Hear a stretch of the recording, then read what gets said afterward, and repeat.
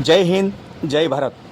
મિત્રો, આજે સમગ્ર ભારતની અંદર જ્યારે 80મો સ્વાતંત્ર્ય પર્વ ઉજવવા જઈ રહ્યા છીએ ત્યારે આપણે રાજકોટની બાજુમાં નવાગામ આણંદપર શક્તિ સોસાયટીમાં આવેલ સર્વેશ્વર વિદ્યા મંદિર ખાતે 15મી ઓગસ્ટની ભવ્યાતિ ભવ્ય ઉજવણી કરવામાં આવી રહી છે.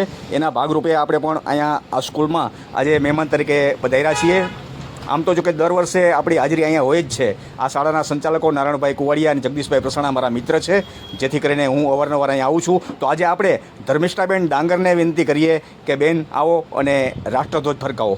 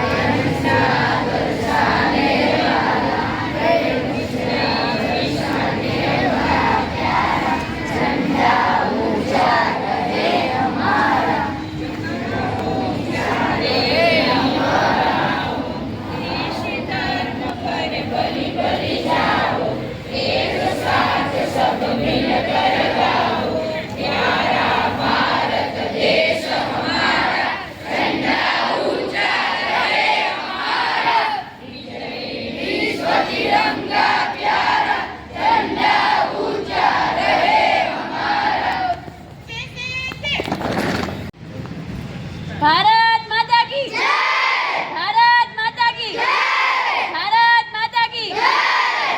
वंदे मातरम, वंदे मातरम, वंदे मातरम. इंकलाब जिंदाबाद, इंकलाब जिंदाबाद, इंकलाब जिंदाबाद. देश की रक्षा कौन करेगा? हम करेंगे, हम करेंगे. देश की रक्षा कौन करेगा? हम करेंगे, हम करेंगे. देश की रक्षा कौन करेगा? हम करेंगे, हम करेंगे. हम सब एक हैं, हम सब एक हैं, हम सब एक हैं. भारत माता के वीर जवानों अमर रहो, अमर रहो. भारत माता के वीर जवानों अमर रहो, अमर रहो. भारत माता के वीर जवानों अमर रहो, अमर रहो. आजादी अमर है, आजादी अमर है, आजादी अमर है. हमसे जो टकराएगा मिट्टी में मिल जाएगा. हमसे जो टकराएगा मिट्टी में मिल जाएगा. हमसे जो टकराएगा मिट्टी में मिल जाएगा. 1 2 3 4 गांधी जी की जय जयकार. 1 2 3 4 गांधी जी की जय जयकार.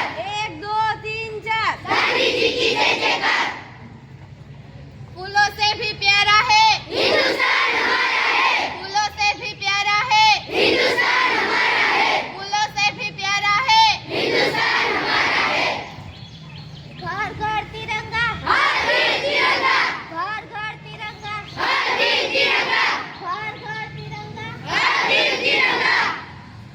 जय जवान, जय किसान. जय जवान, जय किसान. जय जवान, जय किसान. बेटी बचाओ, बेटी पढ़ाओ. बेटी बचाओ, बेटी पढ़ाओ. बेटी बचाओ, बेटी पढ़ाओ. आधी रोटी खाएंगे, देश को बचाएंगे. आधी रोटी खाएंगे, देश को बचाएंगे. आधी रोटी खाएंगे, देश को बचाएंगे. गली गली में नारा है हिंदुस्तान हमारा है. गली गली में नारा है हिंदुस्तान हमारा है. गली गली में नारा है हिंदुस्तान हमारा है. सारे जहां से अच्छा है हिंदुस्तान हमारा है. सारे जहां से अच्छा है हिंदुस्तान हमारा है. सारे जहां से अच्छा है हिंदुस्तान हमारा है. जय हिंद, जय हिंद, जय हिंद, जय हिंद, जय हिंद, जय हिंद.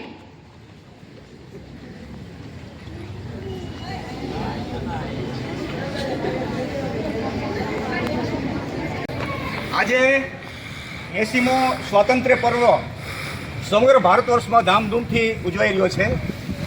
ત્યારે કહેવાનું ફક્ત એટલું જ કે ભારત દેશના આખા વર્ષના બે આપણા રાષ્ટ્રીય પર્વ છે. એક 15મી ઓગસ્ટ અને બીજો પર્વ 26મી જાન્યુઆરી. તો 15મી ઓગસ્ટની ઉજવણી આપણે શા માટે કરીએ છીએ કે 1947 પહેલાં આપણે સ્વતંત્ર નહોતા, આપણે ગુલામ હતા, અંગ્રેજોની ગુલામી કરતા હતા. અને એની ગુલામીમાંથી જ્યારે આપણે મુક્ત થયા ત્યારે તારીખ 15/8/1947 હતી. પણ આ આઝાદી આપણને ખાલી એમને નથી મળી. કંઈક બાપે પોતાના કંધોતર ગુમાવ્યા છે, કંઈક માએ પોતાના લાડકવાયા ગુમાવ્યા છે, કંઈક બહેનોએ પોતાના મારી જાય રીલ્લાઓ ગુમાવ્યા છે, કંઈકના હાથ પગ કપાઈ ગયા છે. આટલો ભોગ દીધો છે ત્યારે આપણને આઝાદી મળી છે. અને એ બધા શહીદોના માનમાં આપણે આ રાષ્ટ્રીય પર્વ ઉજવીએ છીએ.